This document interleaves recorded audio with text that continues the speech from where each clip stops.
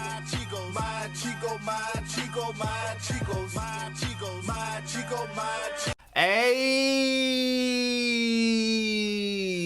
what up, y'all? Welcome back to Chicos World.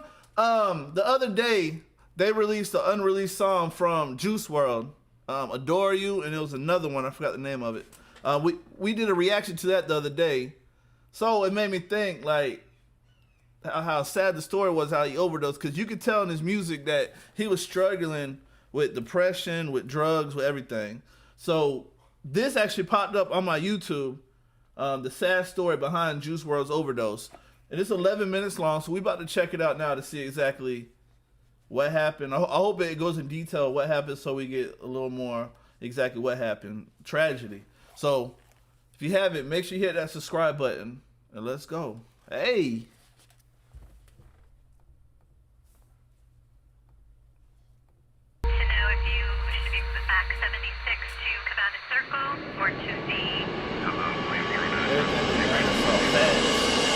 On December 7th, 2019, Juice WRLD and his entourage would begin to board a Gulfstream private jet that was located inside the Van Nuys Airport.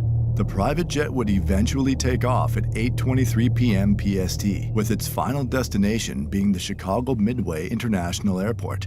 The jet would be airborne for just over 3 hours before safely landing at the Atlantic Terminal in the Chicago Midway International Airport at around 1:28 a.m. CST. But little did Juice WRLD know that the Department of Homeland Security, the FBI, and the Gang Investigation Federal Task Force were waiting for them to land. After landing, Juice WRLD and his entourage were confronted in the lobby of the Atlantic Aviation Building by 3 FBI agents, a canine officer, as well as Officer Romero of the Chicago Police Department's Gang Intelligence Unit. Authorities would then immediately request Officer Mazzillo to have his canine perform a narcotics search on all of the luggage that was on board the private jet, which was already conveniently loaded on 2 separate luggage carts in the lobby. The canine immediately detected narcotics in the luggage on the first cart. Officer Mazzillo would then take the canine outside, where it would later return to detect even more narcotics in the luggage on the second cart. Authorities would then notify Juice WRLD and everyone else that was on board the private jet that the canine detected narcotics in the luggage and that the suitcases were going to be opened and searched. That's my thing. Bro, it's one thing if, like, there's 2 different things, like, you can really think about. If they have, like, kilos and everything where they trying to traffic, that's one thing. Or if it's just they personal use. Like, they sitting there doing all this, bro, you know he's not trafficking. Like, if he might have had a lot for somebody to use, like, to where him and his homeboys are using it. It's not like he was trafficking. Search was taking place. Ali Lottie, Juice WRLD's girlfriend, would return from the bathroom and take a seat on the lounge chairs in the lobby with Juice WRLD seated directly in front and to the right of her.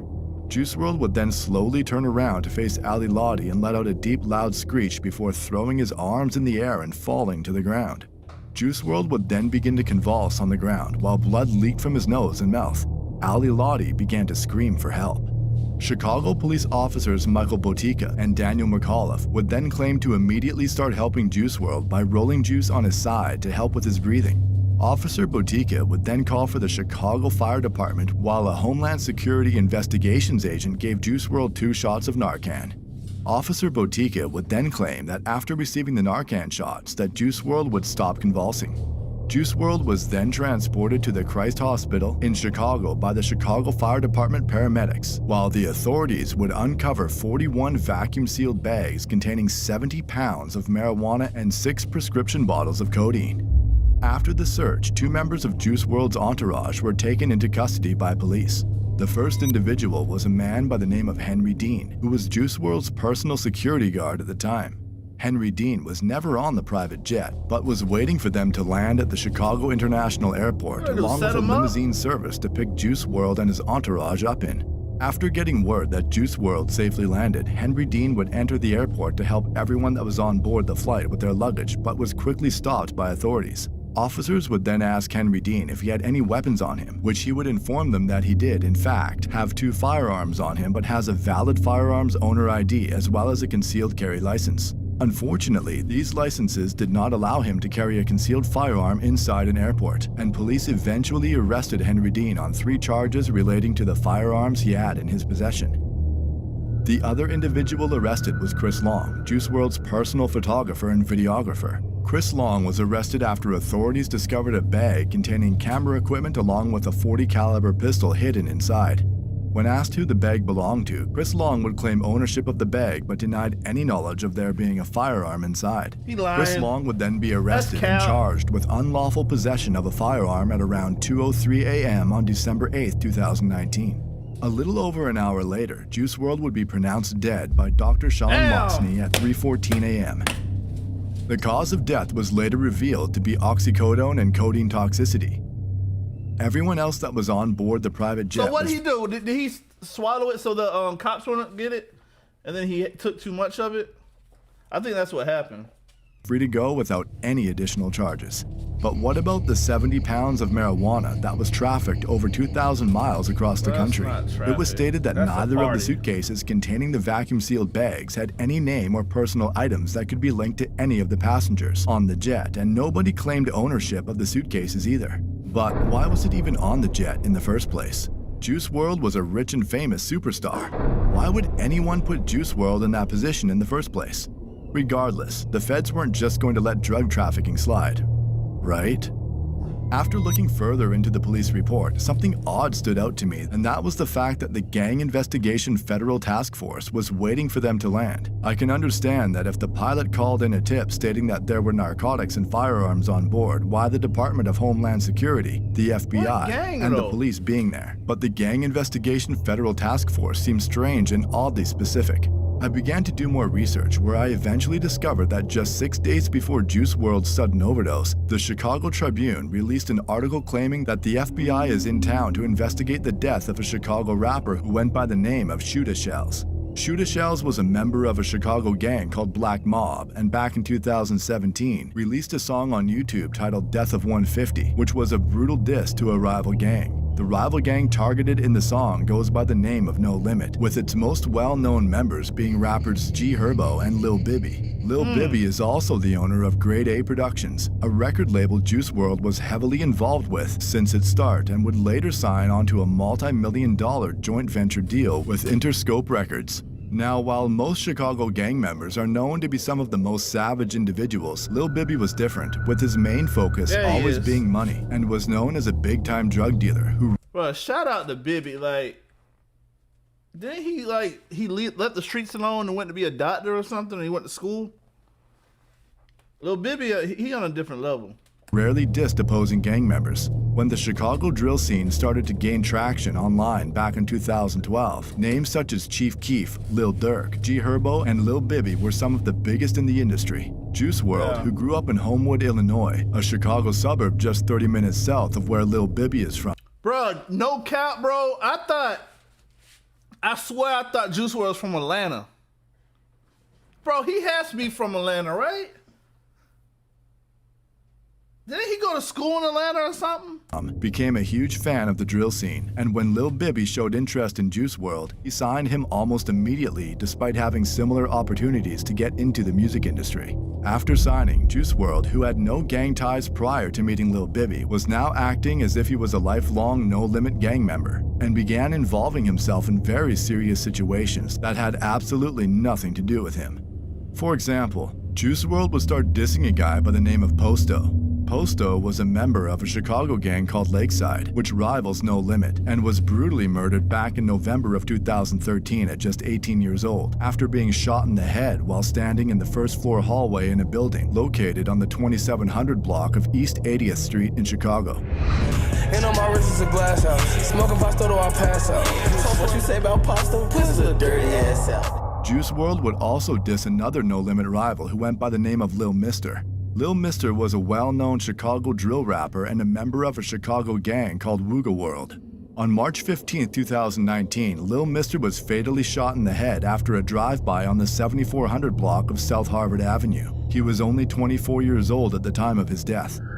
We said we smoking on Ghost, smoking on Katie Peck and Pasto and Mister the most. Man, I'ma kill you know it though. In addition to all that, Juice WRLD also began to drop rakes, which is a gang sign used to disrespect anyone affiliated with the gangster disciples. Hey, we dropping them bitches, ain't we, folks? Most of these subtle yet very serious expressions of disrespect would go over the heads of the majority of Juice WRLD fans, but fans of the Chicago drill scene would immediately take notice and criticize Juice WRLD and No Limit online. One Chicago drill specialist by the name of Rasha947 would comment, "Wow, this is actually shameful. How are No Limit letting him do this meal ticket or not? Straight clown. He would be on this sub if he wasn't famous." Another drill superfan by the name of Throwaway8881 would say, "Herb, Cairo, and Bibby are some clowns for letting him do all this." A now deleted user would respond to that comment with, "It's gotta be awkward these savage hood dudes pretending to vibe with him just for money and clout, when he's clearly some soft suburban dude, and him trying to pretend he can relate to their savage mentalities." But these situations... But that's what I'm talking about. Like, every time, like, because I wasn't the biggest Juice WRLD fan, I respected him and everything. It don't seem like he was out there like that, like Chief and first I thought bro was from Atlanta. I did not know he's from Chi-Town or Illinois or wherever he's from. See, I always looked at him kind of like Kendrick Lamar. Maybe not as lyrical as Kendrick Lamar and everything, but how he was just rapping. Like, he's just a rapper that's around other big dudes. I never thought like he was out there trying to live that life too. Bro, I would never have known urban that. Dude, and him trying to pretend he can relate to their savage mentalities. These situations are prime examples to show the lengths Juice WRLD would go in order to fit in with the No Limit street gang. Now, going back to the narcotics found on Juice WRLD's private jet, fans have been speculating on several theories since the day it happened, with the common one being that the narcotics found on Juice WRLD's private jet were for personal use and were most likely being brought from California to Chicago to be given out to the guests at Juice WRLD's 21st birthday party that was scheduled on the day he Go back in what I said. I said that's a party. Bro, that's not trafficking. Unfortunately passed away. Another theory being discussed online is that Juice WRLD's girlfriend, Ali Lottie, was the mastermind behind all of this, with the evidence being leaked court documents claiming that Ali Lottie was arrested for trafficking meth back in 2017. Ali Lottie denied these claims on Twitter by tweeting, "Never seen meth ever, and I'm pretty sure meth is Adderall. Again, this paperwork has nothing to do with me. I'm so sorry. I don't even know the lawyer." Fans would also speculate that Chris Long may have something to do with this due to his ties with the underground cannabis industry in Los Angeles. This is Chris Long, the plug. Royal Buds LA is a store that sells medicinal marijuana. Yes. And you're the manager. Who owns it? Or can you talk about that? Some guys own it. So you really can't talk about who owns it? I'm not gonna. Okay, that's The fair. weed business is a Already business. shady. I own it. Marijuana. Yes. Plug. Royal Buds LA is a store that sells medicinal marijuana. Yes. And you're the manager. Who owns it? Or can you talk about that? Some guys own it. So you really can't talk about who owns it? I'm not gonna. Okay, that's The fair. weed business is a Already business shady. where And he had a pistol on him. Talk about he didn't know how the pistol got there. Own it. So you really can't talk about who owns it? I'm not gonna. Okay, that's the fair. weed business is a Already business shady. where I love the weed business. information is kept close to They the don't chest. leak it. Yeah. But basically, he works for some dudes that own a lot of them. Like, he works with them, and they are fucking. How'd they kingpins find with you? the Shit. And others, more specifically Well, they the try to get all Chicago drill into scene, his would business. speculate that No Limit was behind all of this the whole time, with one highly upvoted comment in particular stating, "Juice WRLD was getting extorted, even though some people like to deny it." Another user would respond shortly after saying, "Thank you. Why would Juice WRLD be traveling on a jet with so much weed? Thank No you. Limit was using him as a crash dummy. He just so happened to be a superstar." Yes. We will likely never know why and how this he situation wasn't came no to be. street dude But like at that. the end of the day, 70 pounds of narcotics were found in the luggage on board the private jet, with the Gang Investigation Federal Task Force in Bro, particular waiting there's for no Juice WRLD receipt. and No Limit to land. Damn, bro. See, I thought he was just using and that's how he overdosed. I think he was just trying to swallow it real quick so they wouldn't find it on him. So if it wasn't for them, he would still be alive today.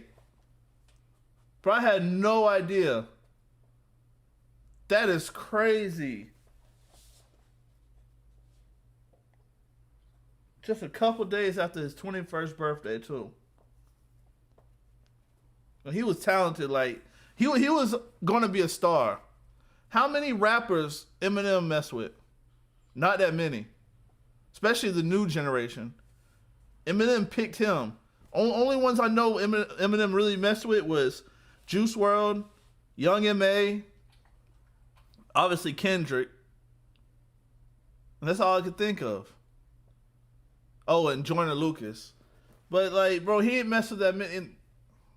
Damn, I did not know that's how he went. Well, that's going to wrap it up for this one. If there's anything else you want me to react to, hit me on Twitter and IG, and I got you. And we out.